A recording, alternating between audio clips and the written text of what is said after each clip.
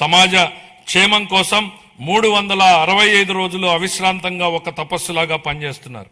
1990వ దశకంలో ఆయన information technology గురించి మాట్లాడినప్పుడు, దార్శనికతను అమల్లో పెట్టినప్పుడు దాని ఫలితం ఎలా ఉంటుందో చాలా మందికి అర్థం కాలేదు.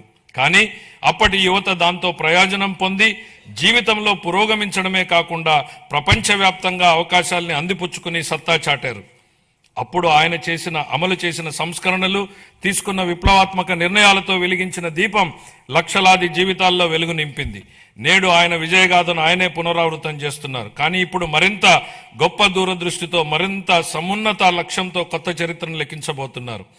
భవిష్యత్తును అంచనా వేసేందుకు ఉత్తమ మార్గం దాన్ని సృష్టించడమే అన్న సూక్తిని బలంగా నమ్మే వ్యక్తి ముఖ్యమంత్రి గారు. Deep tech, AI, quantum computing వంటి ఆధునిక టెక్నాలజీలు ప్రతి కుటుంబం నుంచి ఒక ఎంటర్ప్రెన్యూర్ వంటి విధానాలు కేంద్రంగా ఆయన ఇప్పుడు రాష్ట్రాన్ని సరికొత్త శకంలోకి నడిపిస్తున్నారు. ఆయన మార్గదర్శకత్వంలో ఏపీ వెల్త్ ఫండ్ను ప్రారంభించబోతున్నాం. రాబోయే రోజుల్లో అది Norway, UAE sovereign wealth funds లా విస్తృతమై మొత్తం రాష్ట్రాన్నే నడిపించడానికి సరిపోవచ్చు. నాతో సహా ఈనాటి సమాజానికి ఈ టెక్నాలజీల ప్రాముఖ్యత అర్థం కాకపోవచ్చు. కానీ ఆయన ఐటీ రంగంలో చూపిన చొరవ వల్ల 1990లో నాటి యువతరం లబ్ధి పొందినట్టే ఈనాటి యువత కూడా ఏఐ, డీప్ టెక్, క్వాంటమ్ టెక్నాలజీతో భవిష్యత్తు ఖచ్చితంగా లబ్ధి పొందుతుంది. ఆర్థిక వనరుల పరంగా మనం ఇప్పటికీ సంక్షోభం నుంచి పూర్తిగా బయటపడలేదు. పరిస్థితులు అంత సానుకూలంగా లేవు. గత ప్రభుత్వం మిగిల్చిన ఆర్థిక అస్తవ్యస్త పరిస్థితుల్ని అధిగమించే క్రమంలో ఇప్పటికీ అనేక సవాళ్లను ఎదుర్కొంటున్నాం. కానీ రాష్ట్ర అభివృద్ధి, సంక్షేమానికి సంబంధించి మా లక్ష్యాల్లో మార్పు లేదు. మా సంకల్పం చెక్కు చెదరలేదు.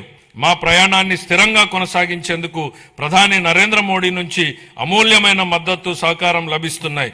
ఆయనకు కృతజ్ఞతలు తెలియజేస్తున్నాం. కేంద్ర ఆర్థిక మంత్రి శ్రీమతి నిర్మలా సీతారామన్ గారు అందిస్తున్న గొప్ప సహకారం గురించి ప్రత్యేకంగా ప్రస్తావించాలి. కష్టకాలంలో ఆమె రాష్ట్రానికి వెన్నుదన్నుగా నిలబడ్డారు. పోలవరం ప్రాజెక్టును మళ్లీ గాడిలో పెట్టడం, రాజధాని అమరావతి నిర్మాణాన్ని పునఃప్రారంభించడంలో పూర్తి సహకారం అందించారు. రాయలసీమ గ్లోబల్ హార్టికల్చర్ ప్రాజెక్టును ముందుకు తీసుకెళ్లేందుకు అవసరమైన తోడ్పాటును అందించారు.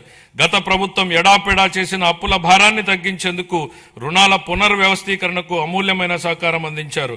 ఆమెకు హృదయపూర్వక కృతజ్ఞతలు తెలియజేసుకుంటున్నాను. 2026-27 సంవత్సరానికి సంబంధించి ఫిబ్రవరి 1న ప్రవేశపెట్టిన కేంద్ర బడ్జెట్ రాష్ట్రానికి ఆశాకిరణంలాగా కనపడుతోంది. దానిలో రాష్ట్ర అభివృద్ధికి అనేక అవకాశాలు కనిపిస్తున్నాయి. తూర్పు కోస్తా పారిశ్రామిక కారిడార్, పర్యాటక కేంద్రాల అభివృద్ధి, ఎలక్ట్రిక్ బస్సుల కొనుగోలు, పూర్వోదయ పథకం ఉపయోగపడుతుంది. రాయలసీమ గ్లోబల్ హార్టికల్చర్ హబ్ కూడా వేగంగా రూపుదిద్దుకుంటోంది. కేంద్ర బడ్జెట్లో కొత్తగా ప్రకటించిన రేర్ ఎర్త్ కారిడార్లు, డేటా సెంటర్లు, ప్రాంతీయ medical hub, national institute of pharmaceutical education and research, seaplane manufacturing, container manufacturing, ప్రతి జిల్లాలో బాలికల హాస్టళ్ల వంటి అంశాల నుంచి రాష్ట్రానికి గరిష్ట ప్రయోజనాలు పొందేందుకు అవకాశం ఉంది. ప్రపంచవ్యాప్తంగా ఇప్పుడు ప్రభుత్వ రంగ ప్రాజెక్టుల్ని పీపీపీ ఛాలెంజ్ విధానాల్లో చేపట్టే ట్రెండ్ నడుస్తోంది. అది ప్రభుత్వ రంగ సంస్థల నైపుణ్యాలను, సామర్థ్యాలను పెంచేందుకు దోహదం చేస్తుంది.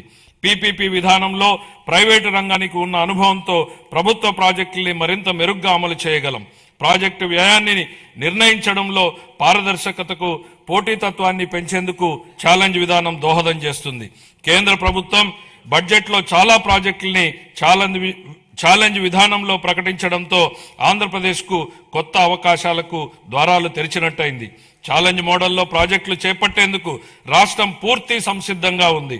ఇతర రాష్ట్రాలతో పోటీపడి chemical park, mega textile park, city economic reasons, university township వంటి ప్రాజెక్టుల్ని సాధించుకోగలమన్న విశ్వాసం మాకుంది. సిటీ ఎకనామిక్ రీజన్స్ ప్రాజెక్టులో పోటీ పడేందుకు విశాఖపట్నం ఎకనామిక్ రీజన్ ప్లాన్ను ఇప్పటికే సిద్ధం చేశాం. విజన్ స్వర్ణాంధ్ర 2047 అమలుకి, ప్రాంతీయ ఆకాంక్షల్ని నెరవేర్చేందుకు, సమ్మిళిత అభివృద్ధి సాధించేందుకు మా ప్రభుత్వ ప్రాంతీయ అభివృద్ధి విధానాన్ని అవలంబిస్తోంది. విశాఖపట్నం, అమరావతి, తిరుపతి రీజన్లను రాష్ట్రానికి కీలకమైన గ్రోత్ ఇంజన్లుగా గుర్తించింది. నీతి ఆయోగ్తో కలిసి Visakhapatnam economic reason economic master plan ని తయారు చేశాం. శ్రీకాకుళం, పార్వతీపురం మన్యం, విజయనగరం, విశాఖపట్నం, అల్లూరు సీతారామరాజు, అనకాపల్లి, పోలవరం, కాకినాడ, తూర్పుగోదావరి, డాక్టర్ బిఆర్ అంబేద్కర్ కోనసీమ జిల్లాలు దీని పరిధిలోకి వస్తాయి. దీనిలో మొత్తం 7 గ్రోత్ డ్రైవర్లు ఉన్నాయి. మ్యానుఫ్యాక్చరింగ్, సర్వీసెస్, మౌలిక వసతులు, పట్టణీకరణ, వ్యవసాయ రంగాల్లో 41 హై ఇంపాక్ట్ ప్రాజెక్టులు ఏర్పాటైతాయి. వాటికి అవసరమైన నిధుల్ని కేంద్ర ప్రభుత్వం, ప్రైవేటు రంగాల నుంచి సమకూర్చుకుంటాం. మెట్రో రైలు ప్రాజెక్టులతో సహా ఈ విశాఖ ఎకనామిక్ రీజన్ కి సంబంధించి సుమారు 28,000 కోట్ల రూపాయలతో ప్రాజెక్టులు ప్రతిపాదనలు సమర్పిస్తున్నాం. విశాఖ ఎకనామిక్ రీజన్ తరహాలోనే ఎన్టీఆర్, కృష్ణా, ఏలూరు, గుంటూరు, పశ్చిమ గోదావరి, ప్రకాశం, పల్నాడు, బాపట్ల, మార్కాపురం జిల్లాలతో అమరావతి ఎకనామిక్ రీజన్ ని అభివృద్ధి చేస్తాం. ఈ ప్రాంత సమగ్ర అభివృద్ధికి దోహదం చేసే వనరులు, గ్రోత్ ఇంజన్లు, బలాల్ని గుర్తించేందుకు శాస్త్రీయ పద్ధతుల్లో సామాజిక ఆర్థిక అధ్యయనం నిర్వహిస్తాం.